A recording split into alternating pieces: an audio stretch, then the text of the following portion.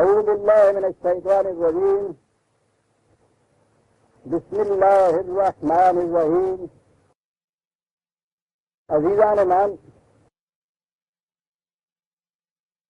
آج جون 1973 کی 24 تاریخ ہے اور درس قرآن کریم کا آغاز سورہ التوبہ کی آیت 107 سے ہو رہا ہے. 9/107. سابقہ درس کے اختتام پہ میں نے یہ کہا تھا کہ یہ آنے والا درس جس آیت سے شروع ہوتا ہے وہ ایک بڑے ہی اہم موضوع کی حامل ہے. اس موضوع کے متعلق جستا تو ہم قریب ہر دوسرے چوتھے درس میں بیان کرتے چلے آ رہے ہیں کہ بات بڑی بنیادی ہے وہی،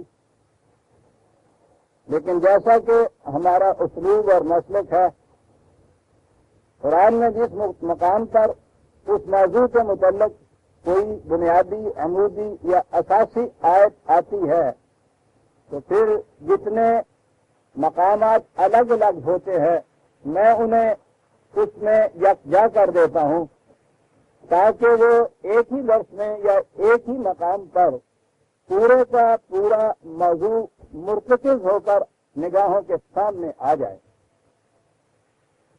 اس اعتبار سے میں نے کہا تھا کہ یہ آیت بڑی اہمیت کی حامل ہے. اگر یہ پوچھا جائے کہ قرآن کریم کی بنیادی تعلیم یا بنیادی مقصد کیا ہے قرآن کریم کی تعلیم کا، تو اسے 2 لفظوں میں یوں کہہ دیا جائے گا کہ وہ انسانوں کے باہمی اختلافات اور اشتراکات کو مٹا کر انہیں ایک عالمگیر برادری بنانا چاہتا ہے. تخلیق آدم کے وقت جو اسے آپ اعتراض کہہ دیجیے، اعتراض تو نہیں کہا جا سکتا، جو ایک بنیادی کمزوری بتائی گئی تھی، بنیادی نقص بتایا گیا تھا، وہ یہی تھا کہ یہ جو صاحب اختیار و ارادہ پیدا کیا جا رہا ہے یہ دنیا میں فساد مچائے گا، خون ریزیاں کرے گا. تو یہ فساد اور خون ریزیاں تو اختلافات اور اشتراکات کا نتیجہ ہے نا. اور اس کے جواب میں صرف یہ کہا گیا تھا کہ نہیں وَإِنَّ يَأْتِيَنَّكُم مِّنِّي هُدًى فَمَن تَبِعَ هُدَايَ فَلَا خَوْفٌ عَلَيْهِمْ وَلَا هُمْ يَحْزَنُونَ. ہم اس کی رہنمائی کے لیے اپنی طرف سے اصول و اقدار و قوانین بھیجیں گے. اس کے مطابق اگر یہ اپنی زندگی بسر کرے گا تو یہ جو چیزیں وجہ خوف و حزن بتائی گئی ہیں کہ فساد انگیزیاں اور خونریزیاں کرے گا، باہمی اختلافات پیدا ہو جائیں گے، تو ان چیزوں سے یہ انسان محفوظ اور معمون ہو جائے گا اگر یہ اتباع کرے گا ہماری طرف سے بھیجی ہوئی ہدایت کا. گویا اس سے یہ اختیار و ارادے کے برتنے کا ایک خدشہ، نتیجہ، خطرہ، اندیشہ یہ تھا کہ اس سے باہمی اختلافات پیدا ہوں گے، اختلافات کے نتیجے میں خونریزیاں ہوں گی، فساد انگیزیاں ہوں گی. وہاں یہ نہیں کہا گیا تھا کہ یہ نہیں ہوگا، کہا یہ گیا تھا کہ اس سے بچنے کا طریقہ یہ ہوگا کہ اگر یہ آسمان سے بھیجی ہوئی ہدایت کے مطابق زندگی بسر کرے گا تو پھر ان چیزوں سے محفوظ رہے گا. تو گویا آسمان سے بھیجی ہوئی ہدایت اس کا بنیادی مقصد یہ تھا کہ انسان میں یہ جو اختلافات اور اشتراکات پیدا ہوتے ہیں وہ ان کو مٹائے، انسانیت کو عالمگیر برادری بنائے تاکہ ان میں باہمی فساد انگیزیاں اور خون ریزیاں نہ ہوں.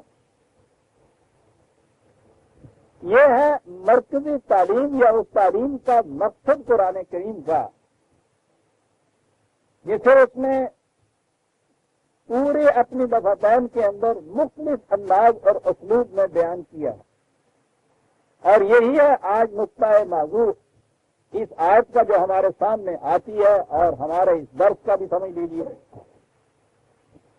یہی چیز کہ قرآن کا مقصود یہ ہے کہ نو انسانی کو پھر سے عالمگیر برادری بنا دیا جائے، یہیں سے ہم بات شروع کرتے ہیں۔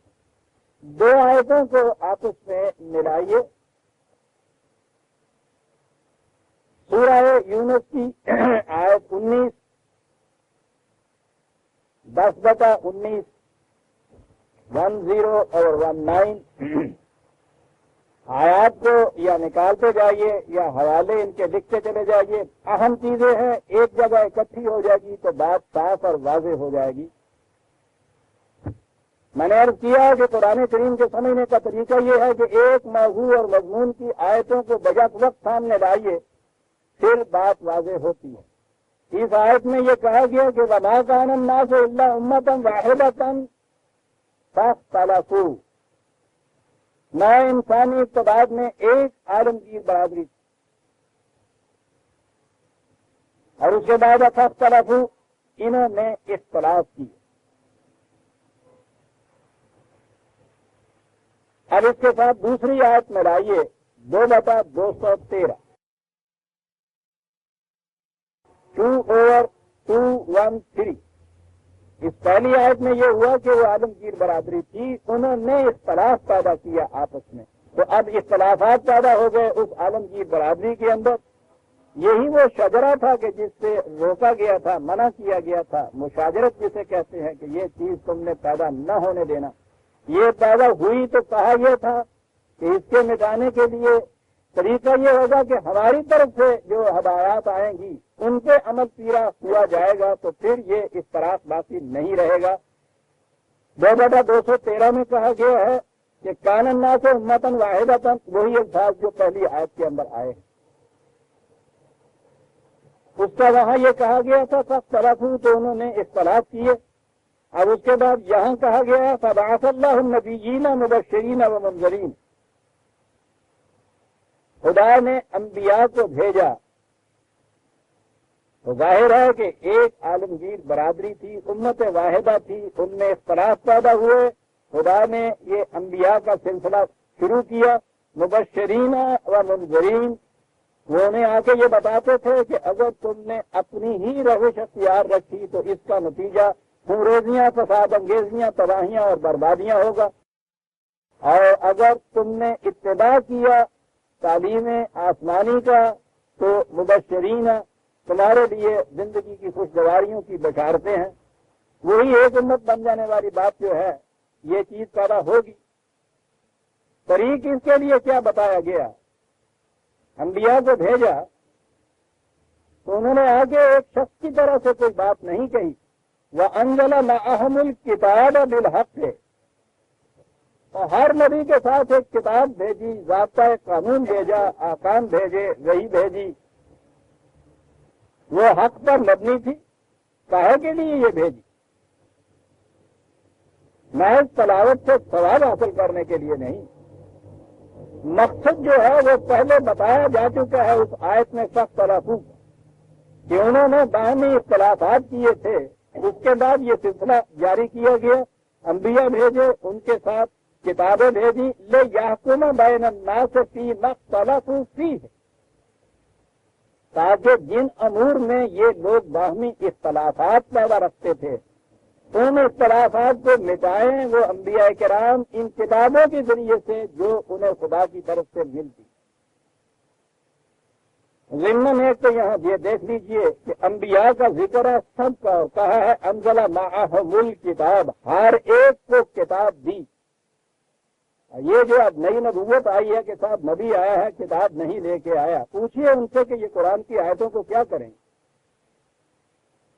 انبیاء آئے اور ان کے ساتھ کتاب آئی۔ نبی کا کام ہی خدا کی رہنمائی دینے کے لیے آنا ہے۔ نبی آئے اور وہ رہنمائی خدا کی نہ لائے، آئے کہاں کے لیے وہ؟ اور پھر وہ کتاب جو ہے وہ کیا ہے، کیا کرے گی کتاب؟ کتاب کا مقصد بتایا ہے کہ ان کے اختلافات کو مٹائے گی۔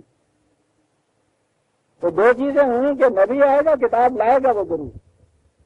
پہلی چیز عملاً یہ بات تو اب ضرورت نہ رہی کہ خاتم النبیین کے بعد نبی کے آنے کا تو سوال نہ رہا۔ اب اگلی بات یہ ہے کہ نبی آئے گا تو وہ کتاب لائے گا، ٹھیک ہے؟ آخری نبی آیا تو آخری کتاب آ گئی۔ نئی کتاب تو اس وقت آئے گی جب کوئی نیا نبی آئے گا. تو ختم نبوت کے معنی ہی ہے ختم کتاب. آخری کتاب آ گئی. کتاب کا مقصد کیا ہے؟ کہے کے لیے کتاب بھیجی گئی ہے. یہی بتا دیا وہاں لیحکم بین الناس فیما اختلفوا اسی ہے، تاکہ لوگوں کے اختلافی معاملات میں وہ فیصلہ کرے، وہ حکم بنے. آخری فیصلہ دینے والی چیز وہ، تاکہ ان کے اختلافات مٹیں اور انسانیت امت واحدہ بن جائے. بات صاف ہو گئی یہاں تک. آپ نے دیکھا کہ قرآن کریم نے بنیادی مقصد نبوت کا کیا بتایا، کتاب کا مقصد کیا بتایا، کتاب کی موجودگی کا مقصد کیا بتایا ہے. آخری نبی کی نبوت قیامت تک اس لیے کہ اس کی کتاب قیامت تک موجود. کتاب کا مقصد یہ ہے کہ وہ اختلافات کو مٹا کے نئے انسانی کو ایک برابری بنا دے. اب ظاہر ہے کہ کتاب آئی یا نبی آیا یا نبی آخر الزمان صلی اللہ علیہ وسلم تشریف لائے، کتاب ساتھ لائے قرآن کریم. انسانیت اس زمانے میں بٹی ہوئی تھی اختلافات کی بنا پر، مختلف گروہوں کے اندر، قبائل کے اندر، قوموں کے اندر، فرقوں کے اندر، مذاہب کے اندر، رنگ، خون، نسل، مذہب، عقیدہ، یہ تمام بنیادیں تھیں انسانیت میں اختلافات پیدا کرنے کی. تو ظاہر ہے کہ جب وہ اختلافات مٹانے کے لیے کتاب یا نبی آئی ہے تو یہ وجوہ اختلافات مٹائے گی نا. وہ یہ اگر اختلاف کی وجوہات نہ مٹائے گی تو اختلاف مٹے گا کس طرح سے؟ تو کتاب کا بنیادی مقصد یہ بتایا. قرآن کریم میں بیشتر مقامات میں یہ کہا گیا ہے کہ یہ کتاب اے رسول تمہیں دی گئی ہے اس لیے تاکہ تو ان لوگوں کے جو جن چیزوں میں یہ اختلاف کرتے ہیں ان کا فیصلہ کر دے. اختلافات مٹتے چلے جائیں، اختلافات باقی نہ رہیں. یہ پوری نئے انسان کے لیے یہ کرنے کے لیے آیا تھا. یہ انسانیت کے اختلافات مٹا کے پوری انسانیت کو عالم کی برابری بنانے کے لیے یہ مقصد بتایا گیا ہے نبوت کا. یہ مقصد بتایا گیا ہے آسمانی کتاب کا. اب ظاہرہ جیسا کہ میں نے عرض کیا ہے نزول قرآن کے وقت تو انسان بٹا ہوا تھا مختلف گروہوں میں، قبیلوں میں، شعوب میں، قوموں میں، مذاہب میں. تو اس کے لیے، اس مقصد کے لیے ظاہر ہے کہ ایک جماعت کی ضرورت تھی جو ان تمام اختلافات سے بلند اور ماورا ہوتی. یہ جتنا بھی کوئی مشن یا کوئی مقصد سامنے ہوتا ہے وہ انسانوں کی جماعت کے ذریعے سے بروئے کار لایا جاتا ہے. نبی اکیلا اپنی ایک آواز کے ساتھ یہ کچھ نہیں کر سکتا تھا. اور پھر نبی بھی اگر کسی ایک گاؤں میں پیدا ہوتا اور اس کی نبوت گاؤں تک محدود اور اسی کی زندگی تک محصور ہوتی تو پھر بھی ہم کہہ سکتے ہیں کہ چلیے ایک فرد، ایک شخص جو تھا اس نے کچھ ایسا کام کر دکھایا. بات تو یہ نہیں تھی. اپنے زمانے میں بھی وہ ذکر للعالمین اور رحمت للعالمین تھا. اقوام عالم کی طرف وہ آیا، انسانیت کے اختلافات مٹانے کے لیے آیا. تو ایک وقت میں اسپیس یا مکان جسے آپ کہتے ہیں وہ بھی حدود فراموش تھا. رسول اللہ صلی اللہ علیہ وسلم مکے کے لیے، عرب کے لیے نہیں تھے، انسانیت کے لیے تھے. اور پھر ختم نبوت کے معنی ہوئے کہ زمان کے اعتبار سے، ٹائم کے اعتبار سے بھی وہ آخر تک تھے.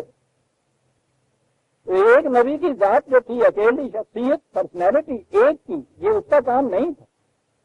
اس کے لیے ظاہر ہے کہ پہلے ایک نیوکلیس تیار کرنا تھا، ایک خمیر تیار کرنا تھا، ایک بنیادی چیز تیار کرنی تھی. وہ کیا تھی؟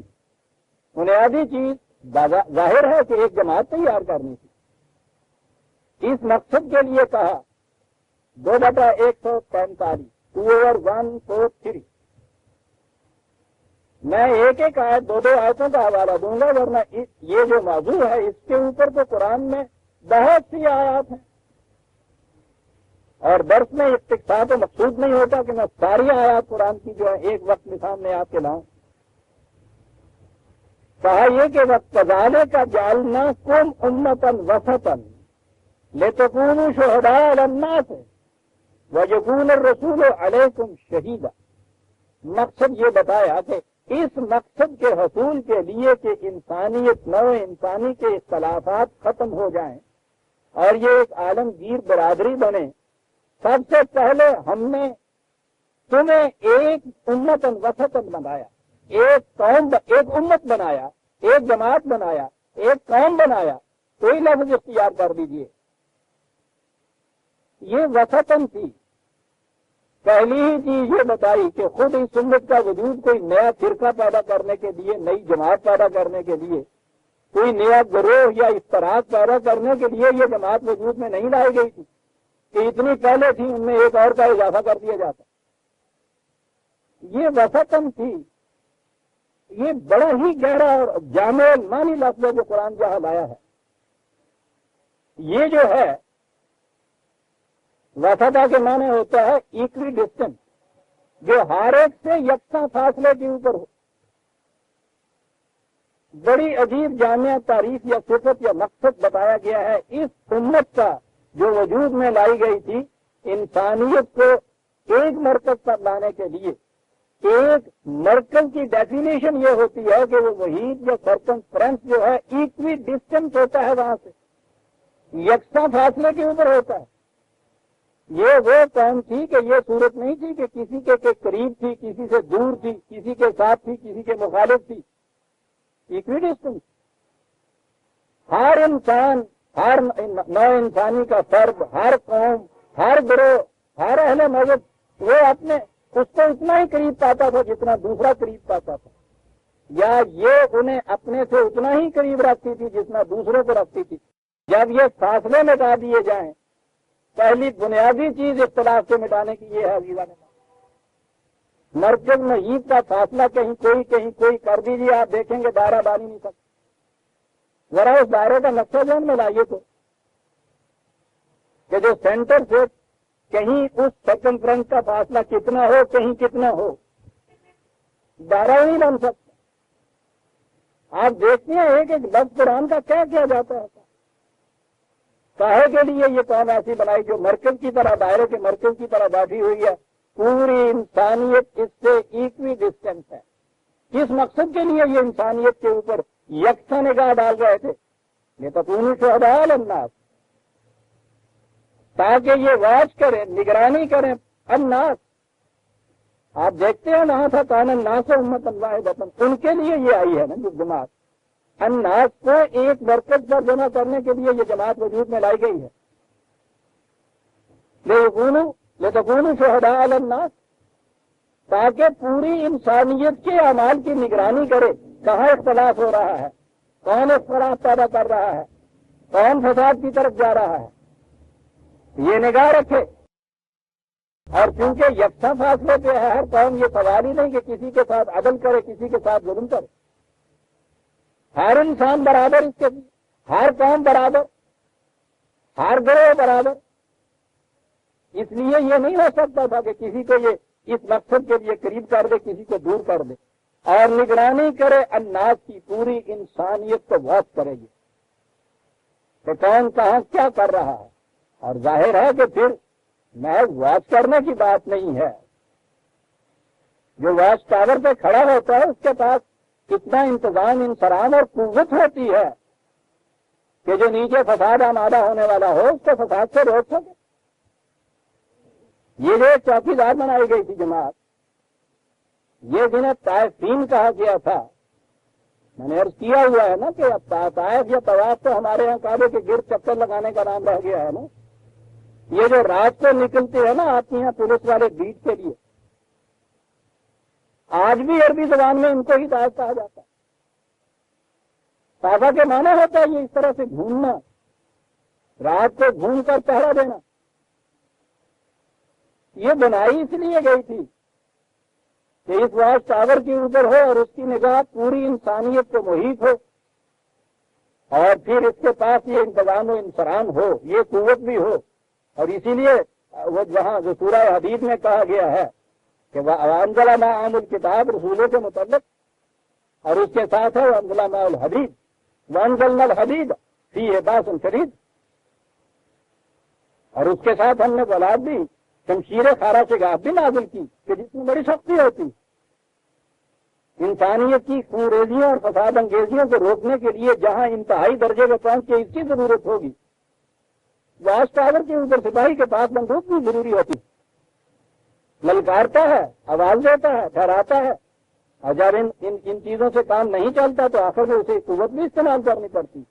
بہرحال مقصد یہ تھا شہداء علی الناس کا، اور خود اپنی قضیت کیا تھی، جماعتی حیثیت تو خود ایک مرکز کی متقاضی ہوتی ہے، نو انسانی کے اعمال کی یہ نگران یکون رسول علیکم شہیدا، اور ان کا مرکز جو ہے وہ ان کے اعمال کا نگران۔ یہ انسانیت میں کیا چیز پیدا نہیں ہونے دینا چاہتے تھے؟ اختلاف، اختلاف، تفرقہ۔ تو یہ ان کا رسول کیا چاہتا تھا؟ ان کے اپنے اندر یہ چیز پیدا نہ ہو۔ اگر اختلاف مٹانے والوں کے اندر ہی اختلاف پیدا ہو جائیں تو یہ دوسروں کے اختلاف مٹائیں گے کیا؟ یہ امت واحدہ تھی، بنائی اس لیے گئی۔ یہ وجہ ہے کہ جو قرآن نے یہ بتا دیا، رسول سے یہ کہہ دیا، میں نے ابھی عرض کیا ہے نا کہ رسول ان کے اعمال کی نگرانی کرنے کے لیے۔ یاد رکھیے جہاں رسول آتا ہے رسول کی ذات مقصود نہیں ہے، وہ شخصیت اگر ہے تو وہ تو طبی زندگی ہے، خواہ وہ 63 برس کی ہو یا 100 برس کی ہو، بہرحال اس نے تو ایک دن دنیا سے چلے جانا ہے۔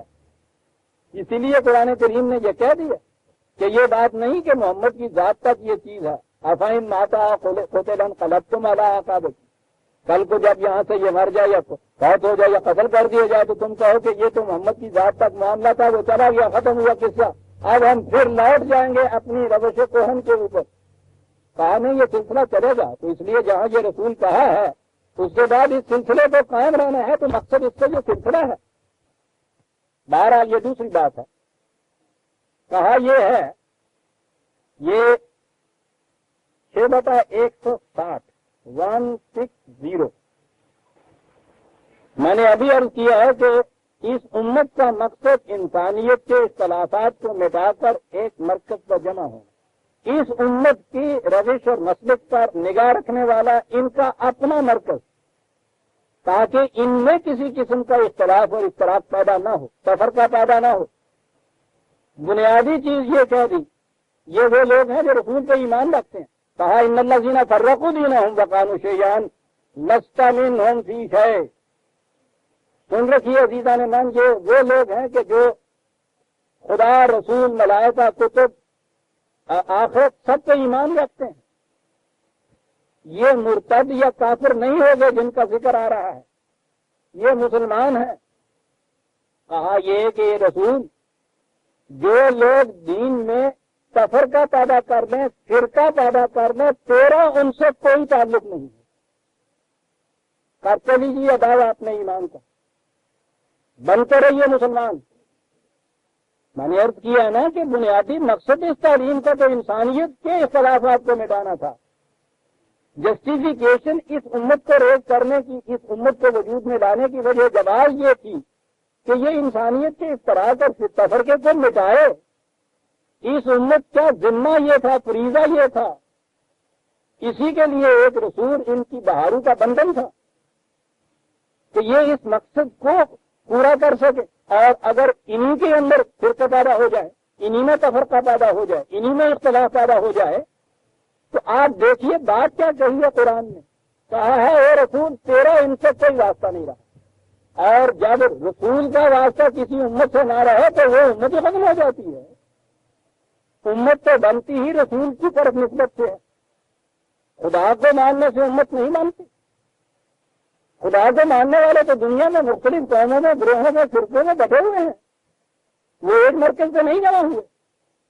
ایک مرکز پہ جمع ہوتے ہیں رسول کے اوپر ایمان لانے۔ یہ بٹے ہوئے منقسم متفرق مختلف انسانوں کے اندر سے ایک جماعت بنی جس کے اپنے اندر کوئی اختلاف نہیں تھا۔ کس بنا پر بنی؟ رسول کو مرکز ماننے سے بنی، رسول پر ایمان لانے سے بنی۔ لہذا جب ان کے اندر اختلاف پیدا ہوا تو اس کا تو منطقی نتیجہ یہ ہے کہ رسول کو ان سے کوئی واسطہ نہ رہا۔ الٹ یوں کہہ دیجئے کہ انہیں رسول سے کوئی واسطہ نہ رہا۔ رسول سے کہا گیا لست منہم فی شیء۔ اگر انہوں نے اپنے اندر تفرقہ پیدا کر دیا، اختلاف پیدا کر دیا، فرقہ بندی پیدا ہو گئی، اے رسول تیرا ان سے کوئی واسطہ نہ رہا۔ تو جب اس اور رسول کا کوئی واسطہ نہ رہا ان سے تو پھر یہ کیا رہ گئے دنیا کے اندر؟ انہوں نے اگر قوم بننا ہے تو قوم بننے کی وجہ کوئی اور تلاش کرنی پڑے گی. یہ اس رسول کی نسبت سے تو پھر یہ قوم نہیں رہے گی دنیا میں. اس کو کوئی واسطہ ہی نہیں رہے گا، نسبت ہی نہیں رہے گی. اب جو امت محمدیہ کہلاتے ہیں، قرآن کی اس آیت کی روح سے غلط ہو گئی وہ بات. اگر ان کے اندر اختلاف اور اختلاف پیدا ہو گیا، رسول سے کہا گیا لست منہم فی شیء، کوئی واسطہ نہیں رہتا.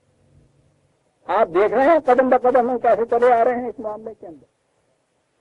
اسی لیے رسول سے کہا کہ ایرانیہ ان سے کہہ دیجیے اسی صورت میں 6/154 6/154 چندی آیات پیچھے کہا کہ ان سے کہیے کہ وَأَنَّ هَذَا صِرَاطِي مُسْتَقِيمًا فَاتَّبِعُوهُ، یہ ہے میرا راستہ ایک امت بن کے رہنے کا، اسی راستے کے اوپر چلنا ہے تم.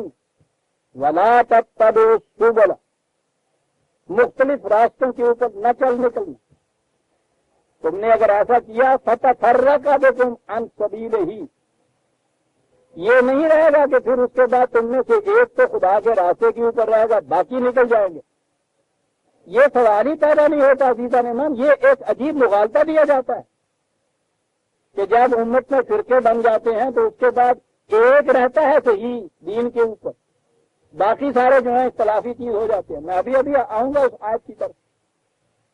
اس نے کہا ہے کہ اگر سبل پیدا ہو جائے، مختلف راستے پیدا ہو گئے تمہارے اندر، تو یاد رکھو فَتَفَرَّقَ بِكُمْ عَنْ سَبِيلِهِ، وہ جو ایک راستہ تھا خدا کا اس سے تم الگ ہو جاؤ گے، سب الگ ہو جاؤ گے. ایک راستہ تو امت واحدہ ہونے کا تھا عزیزان میں. یوں ہی وہ امت واحدہ نہ رہی اس ایک راستے پہ تو کوئی بھی نہ رہا.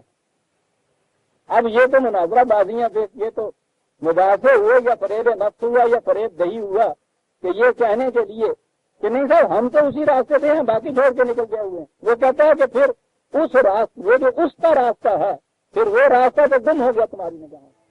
ختم ہوا کس کا؟ وہ راستہ تھا امت واحدہ بن کے رہنے. اور فرمایا آپ نے کہا پھر وہ راستہ باقی نہیں تمہارے سامنے رہتا. جب اختلاف پیدا ہو جائے تو پھر صورت کیا پیدا ہوتی ہے؟ بات تو سیدھی سی ہے. اختلاف پیدا ہوا پھر وہی خوریزیاں اور فساد انگیزیاں شروع ہوئی. وہی جس کو مٹانے کے لیے انبیاء بھیجے گئے، وہی جنہیں ایک امت میں ویلڈ کرنے کے لیے ویلڈ کرنے کے لیے یہ کتابیں آئیں، وہ سارے مقصد ساتھ ہو گئے اور پھر وہ خوریزیاں فساد انگیزیاں اختلافات شروع ہو گئے. یہ کیا چیز ہے؟ قرآن ایک لفظ میں انہیں بیان کر دیتا ہے، خدا کا عذاب. 3/104 3/104 وَلَا تَكُونُوا كَالَّذِينَ تَفَرَّقُوا وَاخْتَلَفُوا مِنْ بَعْدِ مَا جَاءَهُمُ الْبَيِّنَاتُ. کہا یہ واضح تعلیم خدا کی طرف سے، اس تعلیم کے آ جانے کے بعد سوال ہی نہیں ہے کہ پھر تم آپس میں اختلاف اور اختلاف پیدا کرو. اگر اس کے بعد بھی تم نے آپس میں اختلاف پیدا کر دیا تو یاد رکھیے اولئک لہم عذاب عظیم، ان پر خدا کا عذاب اور عذاب بھی عذاب عظیم آئے گا جو بنیادوں تک کو کھیڑ کے رکھ دے گا. عظیم وہ چیز ہوتی اگر ان بنیادی اسکیلیٹن کو کہتے ہیں جس کے اوپر یہ گوشت سارا آتا ہے انسان کا. اختلاف اور اتفاق کا نتیجہ یہ بتایا کہ اس کا نتیجہ پھر یہ عذاب عظیم آئے گا. اگلی 2 آیتوں کے اندر ہے کہ امت واحدہ کے بعد یہ کچھ بننے والے. ظہور نتائج کے وقت ایک تشبیہ یا تمثیل سے بات سمجھائی کہ کچھ چہرے ہوں گے نورانی، کچھ چہرے سیاہ پڑے ہوئے ہوں گے. یہ جو سیاہ چہروں والے ہوں گے یہ وہ ہوں گے جنہوں نے اختلاف کیا، اور ان سے کہا جائے گا اکفرتم بعد ایمانکم. حالانکہ یہ ایمان سے انکار انہوں نے نہیں کیا، صرف فرقہ پیدا کیا ہے نا، اختلاف کیا ہے نا. کہا یہ کہ کیا پھر تم نے ایمان کے بعد کفر اختیار کر لیا تھا؟ تو ایمان کے بعد کفر اختیار کرنا، ایمان تو تھا ہی وحدت کا نام، توحید کا نام، ایک ہو جانے کا نام تھا. اگر اس کے اندر بھی یہی چیز ہو گئی اختلافات اور اختلافات، تو نبی سے نہ ماننے والے اور نبی کے ماننے والے ہدایت کو ماننے کے مدعی اور اس سے انکار، ان کو فرق کیا پڑا؟ اس نے کہا کہ کفرتم بعد ایمانکم، ایمان لانے کے بعد تم نے کفر اختیار کر دیا، فذوقوا العذاب بما کنتم تکفرون۔ آپ یہ دیکھیے تو اختلاف تو اوپر یہ کہا تفرقہ اور اختلاف، اسے کہا ہے فذوقوا العذاب بما کنتم تکفرون، اپنے کفر کا مزہ چکھو، پھر کفر ہے۔ اور یہ انہیں کہا جا رہا ہے کہ جو اپنا نام مسلمان یعنی اپنا نام صاحب ایمان کہتے ہیں، مسلمان کہتے ہیں، اس امت کی طرف نسبت کر رہے ہیں، لیکن وہ ان دعووں کو کب مانتا ہے؟ خدا کفر بعد ایمان، اور پھر اس کا مزہ چکھو۔ اختلاف کا نتیجہ یہ ہونا کہتا وہ لوگ کہ جنہوں نے نہیں کیا تھا یہ امت واحدہ رہے تھے، ففی رحمت اللہ، وہ اللہ کی رحمت کے اندر ہوں گے۔ رسول اللہ صلی اللہ علیہ وسلم اگر رحمت للعالمین تھے تو وہ اس لیے کہ وہ انسانوں کی اختلافات کو مٹا کے ایک مرکز پر انہوں نے جمع کیا تھا۔ یہی مقصد کتاب تھا، یہی تقاضا نبوت تھا، یہی مطلوب تھا اس کا آسمانی ہدایت۔ اسی کے لیے یہ امت وجود میں آئی تھی کہ انسانوں کے اختلافات مٹائے، یہی واضح کر کے بتا دیا جاتا ہے۔ اسی لیے یہی دو آیتیں آگے چل کے کہا، 3/109، آگے دو آیتیں اور دیکھ لیجیے کہ تم خیر امت اخرجت للناس، تم وہ بہترین قوم ہو جو نو انسانی کی بھلائی کے لیے پیدا کی گئی۔ للناس پھر یہاں آ گیا، تو اس کا تو مقصد ہی اب ناس کو ایک مرکز پر لانا تھا، انسانوں کے اختلافات میں جانا تھا۔ یہ پیدا ان کے لیے کی گئی تھی، شہداء علی الناس تھی یہ قوم۔ خیر امت اخرجت للناس، یہ نام بتا رہا ہے نو انسانی کی بھلائی کے لیے، ان کے فائدے کے لیے تم وجود میں لائے گئے تھے۔ وہ مقصود بھی ذات نہیں تھے، کسی مقصد کے حصول کا ذریعہ تھا تمہاری امت کی وحدت، اور وہ تھا انسانوں کے ان کی فسادات اور خونریزی، اختلافات اور اختلافات سے ہٹا کر تم میں یگانگت و قوت اور محبت پیدا کر کے ایک عالمگیر برادری بنا دینا، اس مقصد کے لیے تمہیں وجود میں لایا گیا ہے۔ اسی لیے تم خیر امت ہو۔ ادھر یہ کہا گیا، ادھر رسول سے یہ کہا گیا کہ اگر انہوں نے بھی اپنے اندر پھر اختلاف بعد میں پیدا کر دیا، کہ رسول تیرا ان سے کوئی واسطہ نہیں، خدا نے کہہ دیا کہ ایمان سے ان کا کوئی تعلق نہیں، یہ کفر ہے، وہی عذاب ان کے اوپر مسلط ہوگا جو کفر کا عذاب ہے۔ کفر کیا تھا؟ اختلافات اور اختلافات ہی تھے تو ہے، جن کو مٹانے کے لیے یہ آئے تھے۔ یہاں کفر کہا گیا، یہ مختلف سبل جنہیں کہا گیا، مختلف راستے اختیار کرنا، مختلف فرقے پیدا کر لینا، یہ کیا چیز؟ قرآن نے کہا تھا کہ یہ کتاب اس لیے نازل کی گئی۔ یاد رکھیے خدا کا تعلق انسانوں کے ساتھ اس کی کتاب کے ذریعے ہوتا ہے۔ اس نے جب کہا تھا کہ خدا نے یہ سلسلہ اس لیے جاری کیا کہ اختلافات مٹیں، تو کہا یہ تھا کہ ہم نے کتاب بھیجی جس کا مقصد یہ تھا کہ وہ اختلافات کو مٹا دے۔ گویا اگر ایک کتاب کے اوپر ایمان رہے، دوسرے الفاظ میں ایک خدا پر ایمان رہے، ایک کے فیصلوں کے تابع یہ سب رہیں، تو پھر تو یہ توحید ہوئی۔ اور جب آپ تفرقہ لیں گے، فرقہ بندی لیں گے، تو ظاہر ہے نا کہ ایک فیصلے کے اوپر سب نہیں چل رہے، مختلف فیصلے پہ چل رہے ہیں نا۔ جب مختلف فیصلے ہوئے تو اس کے معنی یہ ہے کہ مختلف فیصلہ دینے والوں کو یہ مان رہے ہیں، اسی کو تو شرک کہا جاتا ہے۔ لیجیے قرآن کریم نے بات واضح کر 30/31، 30/30 بلکہ پہلی آیت اور 31، وَأَقِيمُوا الصَّلَاةَ، پہلا لفظ منیبین الیہ، ایک نقطہ سامنے رکھو، اور وہ ہے خدا کو اپنا حکم ماننا، اس کی کتاب کے مطابق متنازع فی اختلافی معاملات کے حل وہاں سے لے کے آنا، اس کی طرف رجوع کرتے ہوئے، اس کی طرف لوٹتے ہوئے، واتقوہ، اسی کو نصب العین حیات بناتے ہوئے۔ اس کا عملی ذریعہ کیا تھا؟ اقیم الصلاۃ۔ آپ دیکھ رہے ہیں کہ الصلاۃ کیا معنی رکھتی ہے، الصلاۃ کا مقصد کیا تھا؟ اگلے 2 لفظ یا 4 لفظ سامنے لے آیا تو اقیم الصلاۃ کے معنی سمجھ میں آ جاتے ہیں۔ یہ درس اس کے لیے نہیں ہوگا، یہ تو کئی درس آئیں گے جس میں میں بتاؤں گا کہ یہ اقامت صلاۃ کیا ہے، جسے ہم نے نماز پڑھ لو کس میں تبدیل کیا۔ میں نے پچھلے درس میں بتایا کہ سب سے بڑی سازش جو یہ ہے کہ قرآن کی ان اصطلاحات کے ہم نے ان الفاظ میں ترجمے کر کے ان کو بدل کے رکھ دیا. اقامت صلاۃ کے بعد کہا اقیموا الصلاۃ ولا تکونوا من المشرکین. منیبین الیہ، ایک خدا ایک مرکز کی طرف سارے اپنا رخ رکھو. عملی زندگی تمہاری یہ ہے اقیموا الصلاۃ. ترجمہ اس کا ہوتا یہ ہے، یاد ترجمہ نہیں، مفہوم قرآن کی روح سے ہوتا ہے کسی کے پیچھے پیچھے چلے جانا، انتظاماً مسلسل، ادھر ادھر دیکھنا تک نہیں. ولا تکونوا من المشرکین، یاد رکھو پھر مشرکین میں سے نہ ہو جانا. من الذین، یعنی ان لوگوں میں سے نہ ہو جانا فرقوا دینہم، جنہوں نے مذہب دین میں اپنے فرقے پیدا کر دیے. وَكَانُوا شِيَعًا، خود بھی ایک پارٹی بن کے بیٹھے. وہ بات آ گئی جو میں نے آگے کہی کہ پھر ان میں سے کسی سے پوچھیے جب فرقہ پیدا ہو جائے، ہارے بھی کہے گا کہ صاحب میں کیا کروں، میرا کیا قصور ہے، ہم تو اسی صحیح اسلام کے اوپر ہیں. یہ باقی سارے ہیں جنہوں نے الگ فرقے پیدا کر دیے. قرآن کہتا ہے کہ وہ پچھلی آیت میں یہ کہا تھا نا کہ نہیں، جب سبل پیدا ہو جائیں گے تو وہ خدا کی طرف لے جانے والا راستہ تو گم ہو جائے گا نگاہوں سے.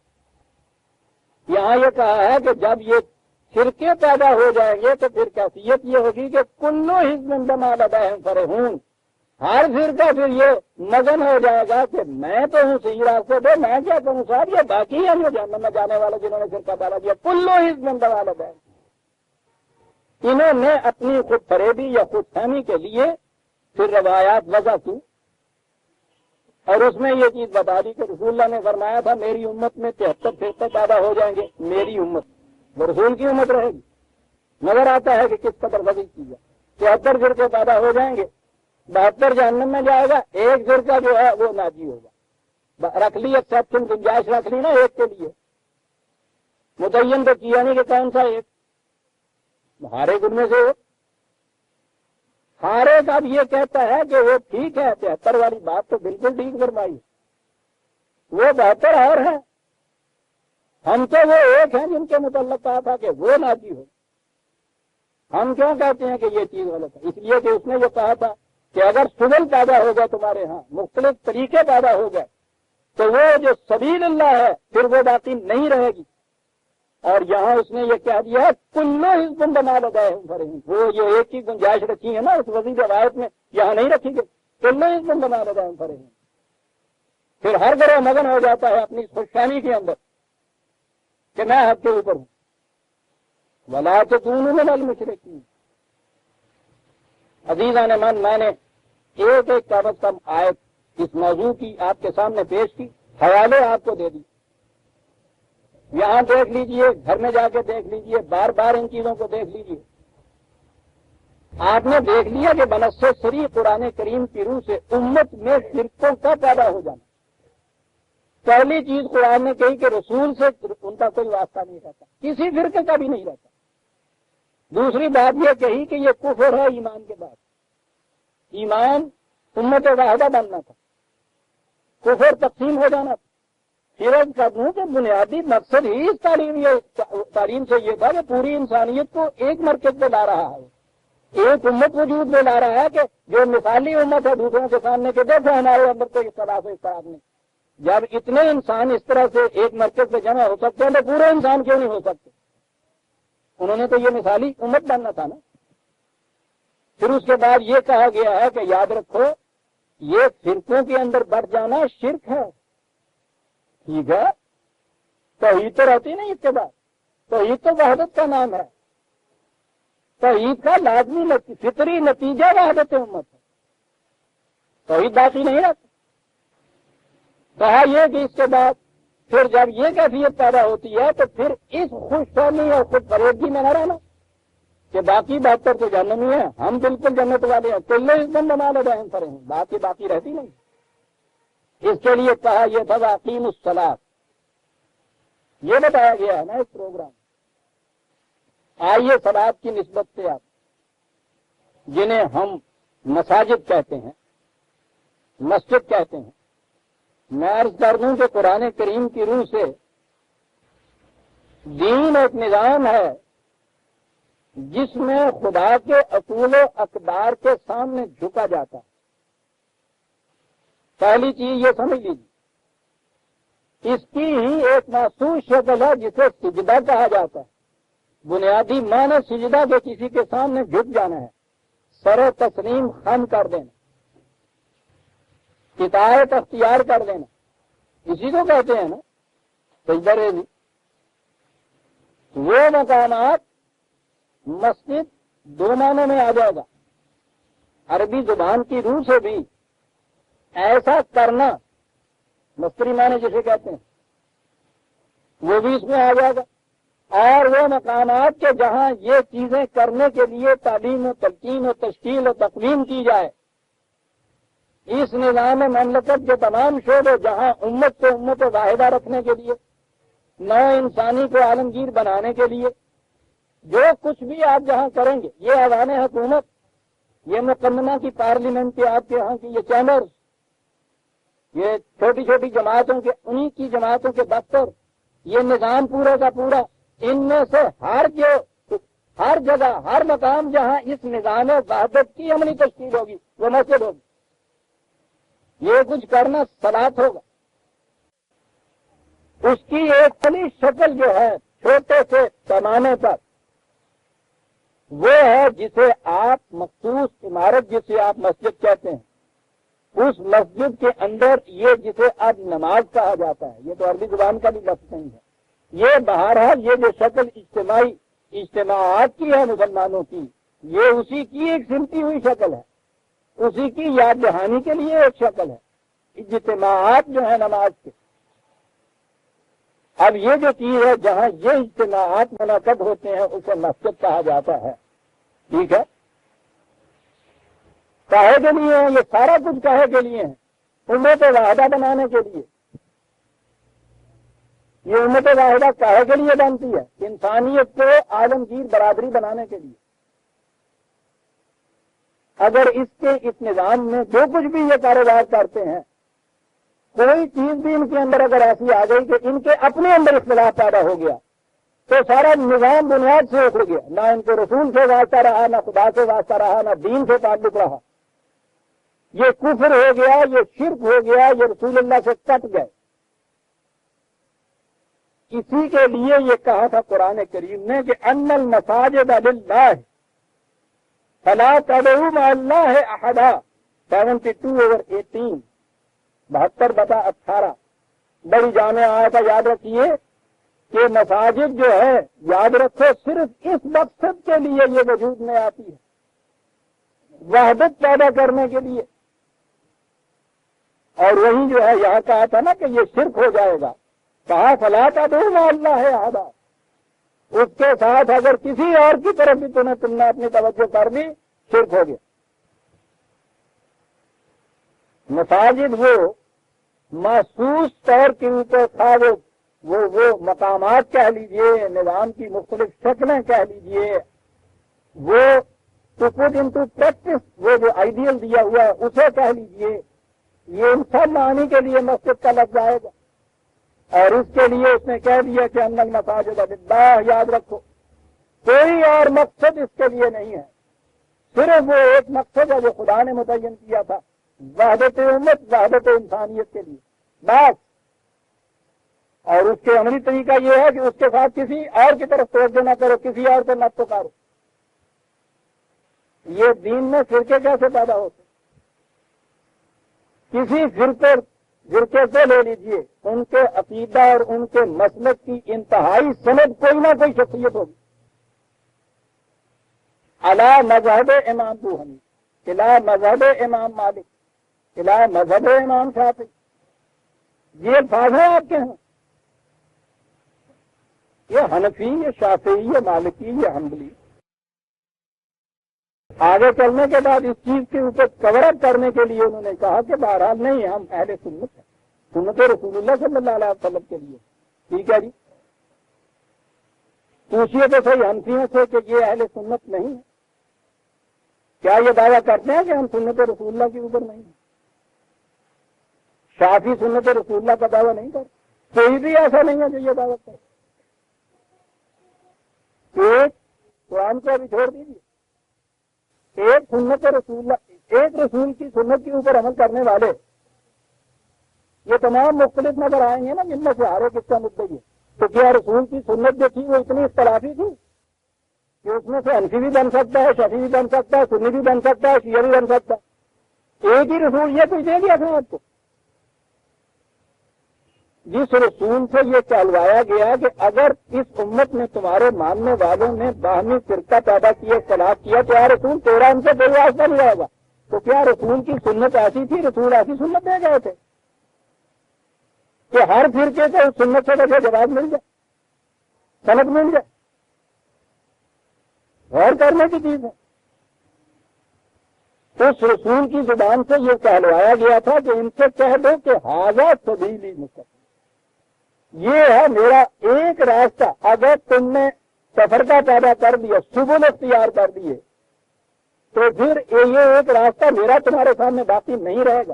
تو یہ مختلف سنت کے مختلف مدعی جتنے بھی چلے آ رہے ہیں، جو مختلف فرقے میں بٹے ہوئے ہیں، یہ تو سبل پہ چل رہے ہیں، وہ سبیل تو ہے نہیں پھر۔ جس طرح سے قرآن نے یہ کہا تھا خدا پر ایمان کے مدعی جب یہ تفرقے میں پیدا فرقے بتا دیں گے تو مشرک ہو جائیں گے، اور ہر ایک ان میں سے مگن ہوگا اپنے اپنے طریقے پہ، حالانکہ کوئی بھی خدا کے طریقے پہ نہیں رہے گا۔ اسی طرح سے رسول اللہ کی سنت کے مدعی اگر مختلف طریقوں پہ چل رہے ہیں تو ان میں سے کوئی بھی سنت رسول اللہ کے اوپر نہیں ہو سکتی۔ من اتنے صاف اور واضح باتیں ہیں، لیکن کس میں ضرورت ہے اس چیز کی کہ اس کا اعتراض کرنے کے بعد یہ کہے کہ ہاں صاحب، اس حالت کے اندر تو پھر ہمارا تعلق کچھ باقی نہیں رہتا، نہ خدا سے، نہ اس کے رسول سے، نہ اس کی کتاب سے، نہ دین۔ یہ وجہ ہے کہ آپ ساری عمر واضح ان کی سنتے آئے ہوں گے۔ یہ آیات جو میں نے آپ کے سامنے پیش کی ہیں کہ دین میں فرقے پیدا کرنا کفر ہے، شرک ہے، رسول سے کوئی واسطہ نہیں رہتا، خدا سے نہیں رہتا، کسی بات میں یہ آیتیں نہیں آئیں گی آپ کو۔ اب یہ جو آج کے اس مقام سے، یعنی جہاں سے قرآن کریم کی باہر ہاتھ کی آواز اٹھ رہی ہے، بات چالی اس خدا کے اندر جب یہ آیتیں گھومی، 40 سال سے ان آیتوں کو میں نشر کیے جا رہا ہوں، قرآن کریم کی آیتیں عزیزان من، میرا اپنا تو کچھ نہیں ہے۔ تو آپ کو معلوم ہے کہ اس کے بعد کیا کہا گیا؟ یہ فریب نفس کہ یہ فرقے نہیں ہیں، یہ مکاتب ذکر ہیں۔ دیجیے صاحب جی، یہ رام داس نہیں ہے، عبدالرحمان اس کا نام ہے، چل مکاتب فکر ہیں۔ یہ جو فکری مکاتب ہے نا، ان کا نقشہ ذرا دیکھیے۔ اس وقت میں کئی دفعہ یہ کہا کرتا ہوں، اچھے بھلے سارے بیٹھے ہوئے ہیں ایک مجمع میں، ایک بازار میں، اناج کلی میں، ہر جگہ ٹھیک ہے، بالکل مختلف مکاتب فکر بھی ٹھیک ہے، ہو سکتا ہے ان کے یہاں کا۔ اور ادھر سے اذان ہوئی، یہ مختلف فکری مکاتب والے یہ کہہ رہے ہیں ہر ایک ان میں سے مختلف سمت کی طرف بھاگا، اور ایک اذان پہ ہی نہیں ہے، وہ اذانوں کے اندر بھی ان کو پتا ہے کہ صاحب یہ اذان ہوئی، چلو ان کا نہیں، یہ والے حدیث والے ہیں، یہ چینیاں نہیں مسجدوں آئی ہے، اذان بھی ان کے یہاں کی، یہ والے حدیث کی اذان ہے، وہابیاں بھی ہے، پنڈا جگہ کہنے ہوں گے آئی نا سنیاں بھی آج ہے، یہ شیعوں کی، یہ سنیوں کی، یہ وہابیاں بھی ہے، یہ حنفیاں بھی، اذان، اور اس اذان کی آواز کے اوپر یہ جو ان میں سے بہرحال یہ افرنگ زدہ، یہ مسکو مغرب زدہ چھوڑیے، جنہوں نے نمازیں چھوڑ دی، مذہب چھوڑ دیا، یہ تو پھر بھی اس مجمع میں، اس بازار میں وہاں اکٹھے ہوں گے۔ یہ جنہوں نے دین داروں نے اختیار کیا تھا نا، یہ سبل کی طرف نکل جائیں گے، کوئی اس طرف، کوئی اس طرف، کوئی اس طرف۔ یہ مکاتب فکر اسی کو کہتے ہیں۔ 25 برس سے آپ چلا رہے ہیں نا کہ ایک قانون یہاں بنے گا، ضابطہ و قوانین ایک سارے مسلمانوں کے اوپر جو لاگو ہوگا۔ یہ جنہیں جناب مکاتب فکر کہہ کے پکارتے ہیں، انہوں نے یہ چیلنج کر رکھا ہوا ہے کہ تم فلاں فرقے کے مطابق قانون بناؤ، ہم قانون شکنی کریں گے اس کی۔ یہ مداخلت فی الدین ہے، کہتے ہیں مکاتب فکر بنائے ہوئے۔ تو خدا کے لیے اس قسم کی کچھ تو اس قسم کے خدا فریب کی بات ہے. کیا جواب دو گے خدا کو؟ کیا جواب دو گے خدا کی اس کتاب؟ فرقہ اور کیا ہوتا ہے صاحب؟ عقائد میں اختلاف، روز صرف ڈھگل ان کی ہوتی، عمل میں اختلاف، نماز میں اختلاف، فقہ میں اختلاف، شریعت میں اختلاف، الگ الگ فیصلے ان کے ہاں کی شریعت کے ہوتے ہیں. ان تمام چیزوں کے اندر تو پھر یہ دین کا ہے کہ یہ باقی رہتا ہے. یہ اگر فکر کا اختلاف ہے تو پھر وہ دین کا اشتراک کہاں آتا ہے آپ کے ہاں؟ عزیزان مان، اس خود فروبی سے کام نہیں چلتا. آپ نے دیکھا کہ اس خود فروبی کے بعد بھی جو قرآن نے کہا تھا کہ عذاب میں مبتلا ہو گیا کہ اگر یہ کچھ کیا، اس عذاب میں فرق آتا ہے یہ کہہ دینے سے کہ مقابل فکر ہے، یہ مختلف فکر کے نہیں. مجھے اطلاع سے گزر کے جلدی سے آنا چاہیے برکت کی طرف. میں کیا یہ رہا تھا، قرآن نے یہ کہا تھا کہ اقیم الصلاۃ ولا تکونوا من المشرکین. اقامت صلاۃ تھی جس نے کہا، جس کی وجہ میں نے کہا تھا کہ وحدت قائم رہے گی. اب آپ کے ہاں کی یہی اقامت صلاۃ جو ہے جسے آپ کہتے ہیں نماز پڑھنا، محسوس طور پر آپ میں اختلاف کی نشانی بنا ہوا ہے. میں نے کہا ہے نا کہ نمازی جس وقت جاتا ہے مختلف مسجدوں کے اندر، یہ ملحد و بے دین تو پھر بھی اکٹھے تھے اور اس کے بعد بھی یہ اکٹھے بیٹھے رہتے ہیں ساتھ. یہ آپ کے یہاں کے دیندار اور یہ ماننے والے یہ سبل اختیار کیے ہوئے ہوتے ہیں. وہی صلاۃ جسے اس نے کہا تھا کہ تمہیں شرک سے بچائے گی، وہ صلاۃ آپ کے ہاں کی محسوس چیز ہو گئی ہے آپ کو شرک میں مبتلا کرنے. وہی مساجد جس کے لیے اس نے کہا تھا کہ یہ للہ رہیں گی، وہ مساجد آپ کے ہاں کے ان فرقوں کی آماد جاہیں بنی ہوئی. اور یہ ہے وہ آیت، وہ ہے موجود جہاں سے شروع ہوتا ہے آج کا ہمارا درس. بات چلی آ رہی تھی ان منافقین سے، کیا کرتے تھے وہ آ کر اس امت کے اندر اختلاف پیدا کرتے، اختلاف پیدا کرتے تھے اس امت کے اندر. کیا کیا تھا انہوں نے وہاں یہ نہیں کیا تھا کہ بہت اچھی بات تھا یہ لوگ مسجد میں جاتے ہیں، یہاں گرجا بنایا جائے، اس میں تو اختلاف ہو جائے گا نا. لیکن اس اختلاف میں فریب دہی تو نہیں رہے گی. گرجا گرجا ہے، مسجد مسجد. ہارے کو پتا ہے کہ یہ عیسائی ہیں، یہ مسلمان. مسلمانوں کے اندر اختلاف تو اس سے نہیں پیدا ہوتا نا، مندر بننے سے نہیں ہوتا، گرجے بنانے سے نہیں ہوتا. کس چیز سے ہوگا؟ مسجد آپ بنا دیں. تو یہ آج کی بات نہیں. اسی دور کے منافقین نے یہ بات جو تھی یہ سمجھ لی تھی کہ اس امت کے اندر اختلاف جو پیدا کیا جائے گا تو مختلف گرجے اور مندر اور صومعے اور یہ چیزیں بنانے سے نہیں ہوگا. اس کے اندر اختلاف کی شکل یہ ہے کہ مسجد ہی بناؤ. چنانچہ انہوں نے اس کی ابتدا کر دی، انہوں نے اس کی اینٹ رکھی اور اس للکارنے والے نے اسی وقت للکار دیا کہ اس فریب میں نہ آ جانا کہ یہ مسجد بن رہی ہے. کہا کہ والذین اتخذوا مسجدا، کہا کہ یہ لوگ کہ جنہوں نے یہ مسجد بنا لی ہے اس مقصد کے لیے. اب الفاظ دیکھیے عزیزان من، ضرارن، دین کو نقصان پہنچانے کے لیے. مسجد مندر نہیں، گرجا نہیں، سنیما گھر نہیں، شراب خانہ نہیں، مسجد بنا دی. کاہے کے لیے مسجد بنا دی؟ ضرارن،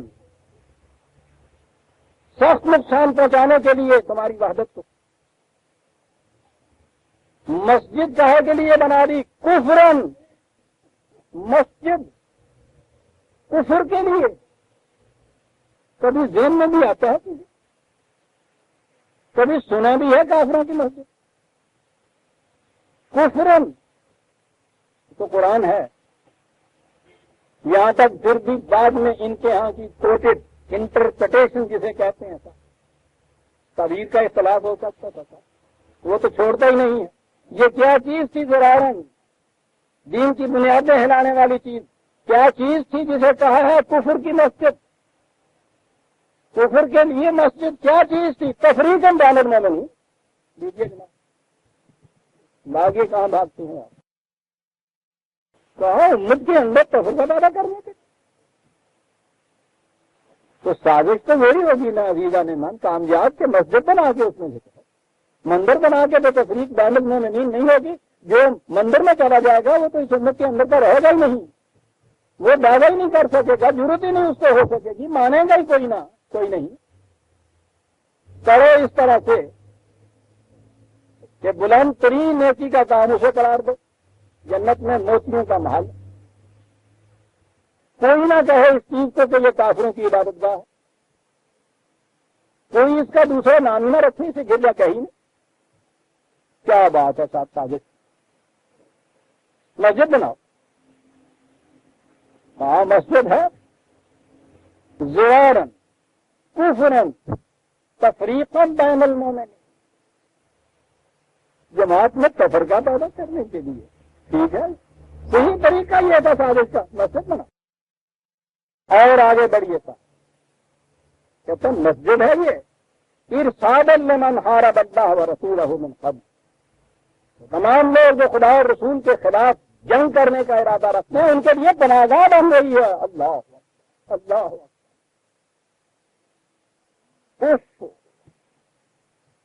پناہگاہ بن رہی ہے ان کے لیے. اس سے بڑا جرم بھی کوئی اور ہو سکتا ہے عزیزان ایمان؟ غیر مسلم بھی اس دنیا میں رہتے ہیں, مملکت اسلامیہ میں بھی رہتے ہیں. خود مدینہ کی مملکت کے اندر بھی یہ غیر مسلم, یہ عیسائی, یہ یہودی, یہ مجوس, یہ رہتے تھے سارے. ان کو وہاں رکھا جاتا تھا, امن دیا جاتا تھا, ذمہ داریاں لی جاتی تھی, ان کی حفاظت کی جاتی تھی. لیکن ان میں سے جو مملکت کے خلاف بغاوت کرتا تھا, اعلان جنگ کرتا تھا, اس کے خلاف بہرحال پھر مملکت ہوتی تھی, پھر ان کو وہاں سے نکالنا نہیں پڑتا. یہ کون لوگ ہیں؟ یہ کہا یہ ہے کہ وہ جو مملکت یا اسلام کے خلاف بغاوت کرنے والے جو ہیں یہ ان کی پناہگاہ ہے. ٹھیک ہے, وہ جو اس طرح سے باغی ہو جائیں, مرتد ہو جائیں, یہودی ہو جائیں, اعلان جنگ کر دیں, ان کا تو آپ کہہ سکیں گے نا کہ ان کے خلاف جنگ کرو, ان کو نکال دو, ان کو پہچان کرو. یہ جو مسجد کے اندر مسلمان کی حیثیت سے آگے بیٹھے اور نماز پڑھنے لگ گئے, کیا کرو ان کو؟ آپ کو پتا ہے یہ جو چیز کہی جا رہی ہے کہ صاحب خدا کو بھی کوئی چھوڑ دے, کوئی رسول کو بھی چھوڑ دے, کوئی نئی امت بن جائے, کوئی نیا نبی دھار دے, یہ سارا کچھ ہے. کہا جا رہا ہے کہ صاحب ان میں سے کسی کو بھی آپ یہ نہ کہ یہ دائرہ اسلام سے خارج ہو گیا. کیوں جی؟ کہ جی وہ امام اعظم کی طرف رحمۃ اللہ علیہ ان کی طرف منسوخ کیا جاتا ہے کہ انہوں نے یہ کہا تھا کہ جتنے بھی اہل قبلہ ہیں وہ سارے مسلمان ہیں, یعنی قبلے کی طرف منہ کرنے والے. میں نہیں کہہ سکتا کہ حضرت امام کا یہ قول ہو سکتا ہے. امام اعظم بہت بلند انسان تھے, مجھے معلوم ہے ان کے ہاں کی ذریعت میں, بڑے قرآنی آدمی. کہہ میں یہ رہا ہوں کہ کہا یہ جا رہا ہے کہ صاحب قبلہ مشترک اگر ہو, قبلے کی طرف منہ کرنے والے جو ہوں انہیں یہ نہ کہو. آپ تو کہہ رہے ہیں قبلے کی طرف منہ کرنے والے, یہ تو مسجد بنائی ہوئی ہے انہوں نے, مسجد کے اندر جا کے نماز پڑھنے والے لوگ ہیں. ان سے کہا گیا کہ یہ وہ ہے جو خدا اور رسول کے خلاف اعلان جنگ کرنے والے کی پناہ گاہ ہے, کفر ہے, شرک ہے, تفریق بین المومنین ہے مسجد. اس طرح کے قبلہ کیا ہوتا ہے؟ ایک مرکز ارشادا لمن حارب اللہ ورسولہ من قبل. اس سے پہلے جو جنگ کی کیفیت اپنے قلوب میں رکھتے تھے اس نظام کے خلاف, ان کو کہیں پناہ گاہ نہیں ملتی تھی. یہ پناہ گاہ مل گئی ان کے اندر یہ بنانے کے بعد. تفریقا بین المومنین عزیزان ایمان, یہ ہے مرکزی خیال اس کے اندر. پھر کیفیت یہ ہے وَلَيَحْلِفُنَّ إِنْ أَرَدْنَا إِلَّا الْحُسْنَ. ان سے جب پوچھو گے تو کیا کر رہے ہیں؟ قسمیں کھا کھا کے کہیں گے کہ صاحب ہمارا ارادہ تو بڑا ہی نہیں تھا, مسجد بنا رہے ہیں صاحب. اس میں بھی کوئی برائی کی بات کبھی کسی نے آج تک یہ کسی کے منہ سے سنا نہیں ہے کہ مسجد بنا رہے ہیں کہ کوئی برائی کی بات.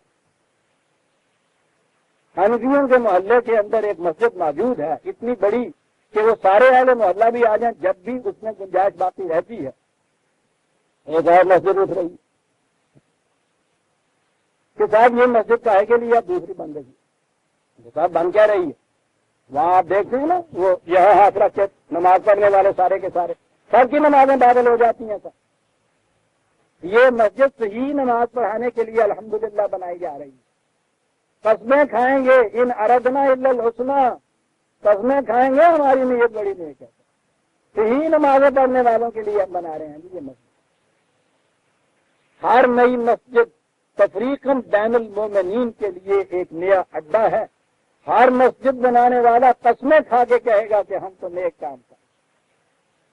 روکیے تو روکیے،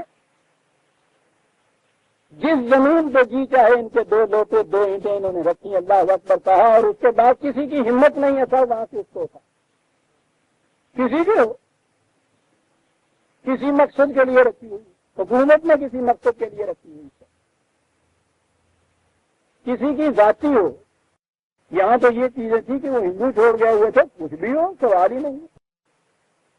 یعنی اگر آپ حکومت کی کسی زمین کے اوپر 1 انچ کی انکروچمنٹ اگر کر لیں، کمیٹی والے آ جاتے ہیں صاحب 10 برس کے بعد، نقشہ کھول کے بیٹھ جاتے ہیں کہ یہاں تمہاری دیوار اٹھی ہے، یہ ماپ کے دیکھیے 1 انچ یا 2 انچ یا 1 فٹ حکومت کی زمین کے اوپر انکروچمنٹ تم نے کر دی۔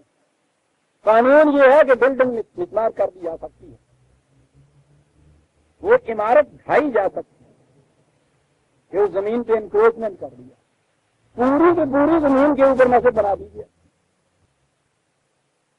جتنی یہ مسجدیں بن رہی ہیں ان میں سے کسی سے پوچھئے کہ مسجد کی زمین بھی خریدی ہے ان میں سے کسی نے؟ میں یہ کہہ رہا ہوں کہ قسمیں کھائیں گے کہ نہیں سر ہماری نیت جو ہے مسجد بنا رہے، اور کوئی کوشچن نہیں کرتا مسجد بنانے والوں کے متعلق۔ یہاں قرآن دیکھیے کہاں تک دے جاتا ہے، مسجداً ضرارا کفرا تفریقا بین المومنین ارصادا لمن حارب اللہ ورسولہ من قبل ولیعلمن ان اردنا الا الحسنى۔ کہا یہ قسمیں کھا رہے ہیں کہ ہمارا ارادہ تو بالکل نیک ارادہ ہے، یہ قسمیں اٹھا رہے ہیں، اور مقابلے میں واللہ یشہد انہم لکاذبون، ہم عدالت میں گواہوں کے کٹہرے میں خدا کھڑا ہوا کہہ رہا ہے کہ ہم شہادت دیتے ہیں کہ یہ پکے جھوٹے ہیں تمام۔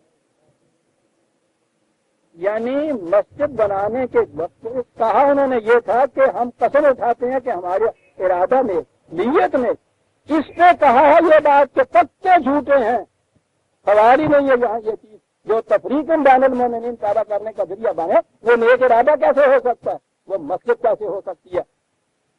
خدا نے ان کے متعلق تو یہ کہا واللہ یشہد انہم لکاذبون۔ عربی جاننے والے جانتے ہیں کیا بات کیا ہے؟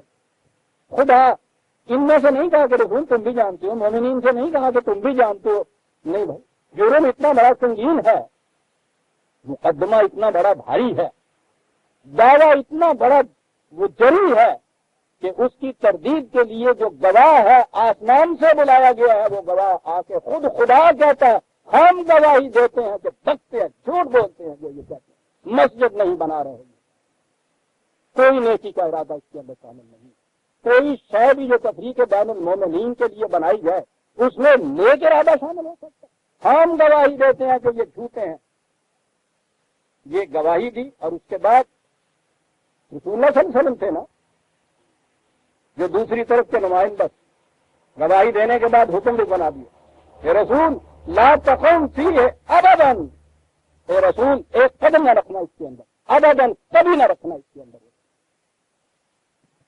بس کیوں نہیں کہا تھا نا کہ جو تفرقہ پیدا کر دو دین میں، اے رسول لست منہم فی شیء، تیرا ان سے کوئی واسطہ نہیں ہے، تو اگر اس تفرقے کے لیے مسجد بنا لیتے ہیں تو اس مسجد کے ساتھ کیا واسطہ رسول؟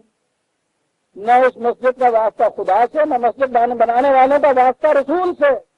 عزیزان مان، یہ بے نمازی، یہ فرنگ زدہ مغرب زدہ مسجدوں کی جماعت نہیں ہے، مسجد بنانے والوں کی ہیں جو امام کی قسمیں اٹھا رہے ہیں کہ نہیں صاحب یہ تو نماز کے لیے بنائی ہوئی ہے، اس کے متعلق کہا گیا خدا گواہی دیتا جھوٹے، رسول سے کہا جا رہا ہے اس مسجد میں نہ قدم رکھنا، باہر نماز پڑھ لینا اگر پڑھنی لا تقم فیہ ابدا، مجھے جلدی کرنی پڑتی.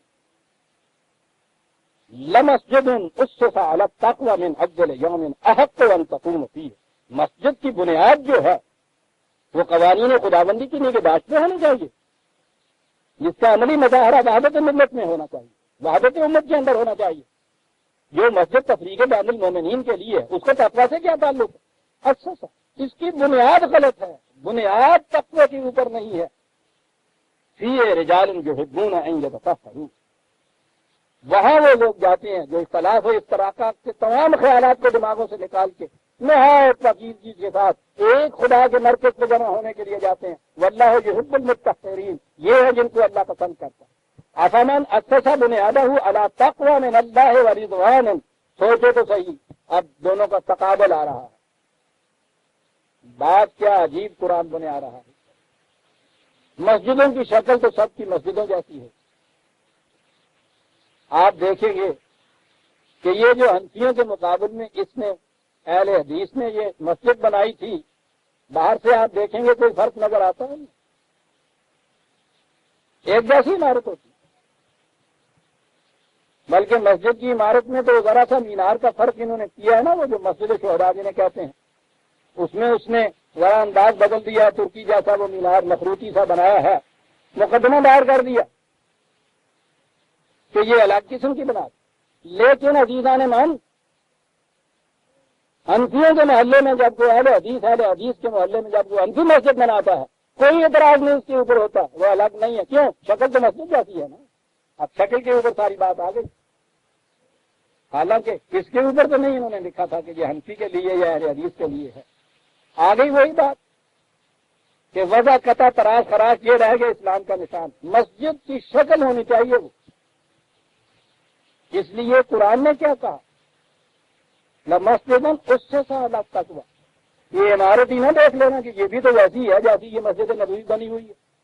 کہا جائے بنیاد میں جان کے دیکھنا کہ بنیادیں کس چیز پہ اٹھی ہوئی ہیں، اور بنیاد ہمیشہ نگاہوں سے اوجھل ہوتی ہے. بنیاد پہ اٹھی ہوئی عمارت نظر آتی ہے آپ کو. کہا بنیاد دیکھو تو مسجد تو نہ دیکھو کہ مسجد جیسی شکل و صورت ہے اس کی. جب مسجد جیسی شکل و صورت ہے تو نمازیوں کی شکل و صورت بھی باقی نمازیوں جیسی ہے. ان کی نماز کی وضع قطع بھی وہی تھی. وضع قطع تو پھر بعد میں آ کے بدلی ہے. وہ اس زمانے والے ایسے نہیں تھے کہ وہی وضع قطع بدل دیتے تو اسی سے پکڑے جاتے نا کہ ٹھیک ہے، کہتے تھے مسجد بنائی ہے، نماز کس قسم کی پڑھ رہے. پہلے یہ مسجد اس قسم کی بنائی، وضع قطع وہی رکھی ہوتی.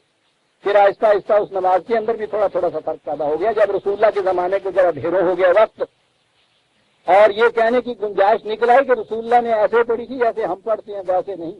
اس نے کہا نہیں ویسے پڑھی تھی جیسے ہم پڑھتے ہیں. اس زمانے میں تو یہ نہیں ہوا ہوگا نا. اگر اس میں کوئی نماز پڑھتے بھی ہوں گے تو نماز میں انہوں نے فرق نہیں کیا ہوگا. اسی لیے قرآن نے کہا کہ اس کی بنیاد پر نگاہ رکھو. سپر اسٹرکچر تو بالکل ویسا بنا دیں گے. یہ بڑے گہرے ساتھ سے سارے اسلام کا سپر اسٹرکچر چیزاں من یہ الگ بنا ہوا. بنیاد کے اوپر نگاہ رکھو. کہا کہ وہ ایک مسجد جس کی بنیاد تقویٰ پہ، ایک یہ امن اسس بنیانہ علی شفا جرف حار فانہار بہ فی نار جہنم، اور ایک اس کے بعد یہ عمارت کھڑی کر رہے ہیں اتنی بڑی. کس چیز پہ کھڑی کر رہے ہیں؟ ریت کے اوپر. ریت بھی کہیں کوئی صحرا والی نہیں ہے کہ دور دور تک کوئی ایسے خدشہ خطرہ نہ ہو. دریا کے کنارے پہ. لفظ یہ ہے صفا جرفن، یا بھی میں اجازت دیجیے، کنارہ جنہیں ٹا لگی ہوئی ہوگی یہ اسے کہتے ہیں. وہ جو اوپر سے ویسے ہی رہا کرتا ہے وہ اندر ہی اندر وہ دریا یوں کرتا چلا جاتا ہے نا، اور پھر کسی ایک دن یا ایک رات میں چپکے سے وہ گم سب ہو جاتا ہے. کہا کہ مسجد ہے ٹھیک ہے، بڑی مضبوط عمارت بنائیں گے، ذرا بنیاد تو دیکھیے کہ اس چیز پہ رکھی ہوئی ہے. سمجھانے کی خاطر تفریق بین المومنین کی بنیاد ریتیلی زمین دریا کے کنارے پہ. دریا وہ کہ جس میں زمین کے اندر ہی اندر جس کی موجیں یہ اس سے کھوکھلا کیے جا رہی ہیں. ہمارے ہاں اس کو کہتے ہیں تالا ہوئی ہے، کہا کے مانے وہ اس کو گرا دینا ہوتا، ڈھہ گئی جسے ہم کہتے ہیں اردو میں بھی۔ دریا بھی وہ کہ جس نے یہ ڈھہ لگائی ہوئی ہے، ریتلی زمین دریا نیچے سے بہ رہا جس نے ڈھہ لگائی ہوئی ہے۔ کہا کہ پھر ہوگا کیا ایک دن، مسجد میں نمازیوں کے فن ہارا بہی فی نار جہنم، مسجد میں نمازیوں کے تم دیکھو گے یہ کہ پوری کی پوری جہنم کے اندر جا کے گر جائے گا۔ لا واللہ لا یہدی القوم الظالمین، اس قدم ظالم قوم، میں نے کہا تھا نا کہ ظالم کے معنی کیا ہوتے، جس چیز کو جس مقام پہ ہونا ہو وہ نہ ہو۔ شکل و صورت صاحب وہی ہے، مسجد نہیں ہے، مسجد کا مقام یہ تھا امت میں وحدت پیدا کرنے کی چیز، انہیں ہدایت لا یزال بنیانہم الذی بناؤ ریبۃ فی قلوبہم الا ان تقطع قلوبہم واللہ علیم حکیم۔ کہا کہ اس قسم کی مسجد ٹھیک ہے، ذرا اتحاد اور وحدت پیدا کرنے والے جو ہیں ان کے دلوں کے اندر بھی جھانک کے دیکھیے عزیزان ایمان، جس کا مقصد اختلاف مٹا کے وحدت پیدا کرنا ہوتا، خواہ کتنے ہی چھوٹے پیمانے کے اوپر ہو، آپ دیکھیں گے کہ اس کے دل میں نفرت، حسد، دشمنی، برائی، گالی گلوچ یہ کچھ نہیں ہو، بڑا سکون ہوتا ہے اس کے اندر۔ اور اس کے مقابلے میں کہ یہ بنا رہے ہیں مسجد، مقصد یہ ہے کہ تفریق بین المومنین ڈھہ جائے کسی طرح سے یہ دین کی عمارت، ان سازشوں میں لگے ہوئے ہیں۔ کہا جیسے وہ مسجد سپر اسٹرکچر مسجد جیسی، ویسے ہی ان کی یہ شکل و صورت، ان کی یہ نمازیں اور یہ چیزیں بھی تمہارے جیسی۔ وہاں ہم نے کہا تھا بنیاد میں جھانک کے دیکھو، ہم یہاں کہہ رہے ہیں ذرا ان کے دل میں جھانک کے دیکھیے کس طرح سے ٹکڑے ٹکڑے ہو رہے ہیں، ریبت اضطراب کی وجہ تم تنپ رہے ہو، کامیاب ہو رہے ہو، ان کے دل پہ برچیاں چل رہی ہیں، تقطع قلوبہم ٹکڑے ہو رہے ہیں دل کے، قلب بگڑ کے ٹکڑے ہو رہے ہیں ان کے۔ واللہ علیم حکیم، یہ جاننے والا خدا کہہ رہا، یہ حکمت والا خدا کہہ رہا، دھاندلی والا خدا نہیں، جذباتی خدا نہیں کہہ رہا، علم و حکمت پہ مبنی ہے جس کی بات یہ وہ کہہ رہا ہے، یاد رکھو۔ آپ نے دیکھا عزیزان ایمان، دین کے اندر اب میں نے ایک ہی کوشش کی ہے کہ مختصر وقت میں ایک درس میں دونوں چیزیں سامنے آ جائیں۔ مقصد دین کا وحدت انسانی، اس مقصد کے حصول کے لیے ایک امت واحدہ کی تشکیل، اس کی بنیاد ایک خدا کے قانون کا اتباع، محسوس طور پر ایک مرکز امت کا جو رسول اللہ کی زندگی میں رسول آپ کے بعد آپ کے جانشین، ایک اقامت صلاۃ وحدت کا عملی نمونہ، مساجد ان کے مظاہر اس قسم کے، یہ دین، اس کے خلاف اس دین میں کسی قسم کا فرقہ پیدا کرنے کا قرآن کی روح سے پھر خدا کے راستے گم، یہ کفر، یہ شرک، اور اس میں شکل و صورت کے اعتبار سے خواہ وہ مسجد تک کیوں نہ ہو، نمازیں بھی کیوں نہ اسی قسم کی ہوں، یہ ساری چیزیں جتنی بھی ہیں امت کو عذاب میں مبتلا کرنے کی چیز اور اس کے بعد جہنم میں گر جانے والی چیز، یہ ہے عزیزان ایمان قرآن کی آیت۔ میں پوچھتا یہ ہوں کہ فرقوں کی موجودگی میں اسلام آ بھی سکتا ہے اس قوم کے اندر؟ یہ جمع بین النقیضین جسے کہتے ہیں، یہ اپوزٹ چیزوں کا سیلف کنٹراڈکٹری چیزوں کا یکجا جمع کرنا، یہ ممکن بھی ہے۔ یہ چھوٹی موٹے کوئی گناہ یا لغزشیں نہیں جو قرآن کہہ رہا ہے، تو قرآن کفر کہہ رہا، قرآن شرک کہہ رہا، قرآن جہنم کہہ رہا، مسجد کو کہہ رہا ہے کہ جہنم میں لے دیں گے۔ کیا اس قسم کے کفر اور شرک اور تفریق اور اعلان جنگ خدا اور رسول کے خلاف یہ سارا کچھ موجود ہوتے ہوئے دین اسلام وحدت آ بھی سکتی ہے؟ ایک ہی کام کے اندر دو چیزیں جمع ہو جائیں کہ جی وہ تو اب اتنے گہرے ہو گئے ہیں، یہ پیدا ہو گئے ہیں، یہ تو نہیں جا سکتے۔ ٹھیک ہے، کہو نہیں جا سکتے، اتنا ہی نہ ختم کر دو، فکرہ مکمل کرو نا، یہ نہیں جا سکتے اس لیے اسلام تو ہم میں نہیں آ سکتے، یہ اگلا ٹکڑا نہیں کہیں گے۔ لیکن کیا اس سے نہ کہنے سے اسلام آ جائے گا؟ خدا کو فریب دے دو گے؟ وہ تو کہتا تھا کہ اس کا نتیجہ عذاب عظیم ہوگا. ہو رہا ہے کم عذاب عظیم آپ کے یہاں؟ بالکل سیدھی سی چیز ہے عزیزان. اور پھر مذہب ہو یا سیاست، یہاں تو سنویت پیدا کر دی نا. مذہبی فرقہ بندیاں ان کے خلاف سب کچھ، سیاسی پارٹیاں اس کی گنجائش کانسٹیٹیوشن تک کے اندر. یہ تفریق بین المومنین نہیں ہے. سیکولرزم میں یا سنویت میں، ڈوئلزم میں، کرسچینٹی میں، یورپ میں یہ چیز تھی کہ مذہب کو اپنا الگ رکھیے، اور ٹھیک ہے مذہب کی روح سے وحدت بھی پیدا کرتے چلے جائیے. سیاسی پارٹیاں جو ہیں وہ الگ ہوں گی. سیاسی پارٹیوں کو چھوڑ دیجیے عزیزان امان، آگے بات چلائیے. اس سے ذرا اور آگے چلے جائیے. پوری امت آپ کی مختلف قوموں میں بٹی ہوئی ہے، وطنیت کے اعتبار سے، جغرافیائی باؤنڈریز کے اعتبار سے، نسلی اعتبار سے. عرب قوم، یہ ساری قوم، افغان قوم، ایران قوم، ان میں مختلف قوموں میں مسلمان بٹا ہوا ہے. یہ تفریق بین المومنین نہیں ہے. یہ مختلف قوموں کی موجودگی میں یہ امت واحدہ بن سکتی ہے. کہتے یہ ہیں کہ صاحب مذہب کی حیثیت سے آپ امت رہیے، سیاست کی حیثیت سے قوم بنی. کیا بات ہے! امت اور قوم، یہ وہی چیز سنویت ہے نا کہ مذہب الگ چیز ہے، سیاست الگ چیز. مذہب کی روح سے امت ایک بن دو. وہ کہتے ہیں یہ فرقہ بندی مذہب یہ جو ہے نا یہ امت میں تفرقہ پیدا کرتی ہے، یہ مٹانا ضروری ہے. یہ جو قومیتیں مختلف یا سیاسی پارٹیاں مختلف ہیں نا، اس کا تعلق تو باہر سیاست، مملکت، سلطنت سے ہے. دین سے کیا، مذہب سے کیا واسطہ؟ چلیے صاحب، یعنی وہ تفریق کی ہم بات کر رہے تھے، بہن کا ذکر کیا، یہاں سر ہی غائب ہے غریباں سے. سرے سے دین ہی کا تصور ختم. مذہب الگ، سیاست الگ، قومیت الگ، امتیت الگ. اللہ اکبر. اور پھر یہاں پھر بھی یہ تھا کہ چلیے صاحب ایک وطن، ایک مملکت کے اندر تو ایک قوم بنا رہے تھے آپ، یہاں ایک وطن کی چار دیواری کے اندر پھر مختلف چار قومیتیں. کہا گیا کہ صاحب یہ کیا کر رہے ہیں آپ؟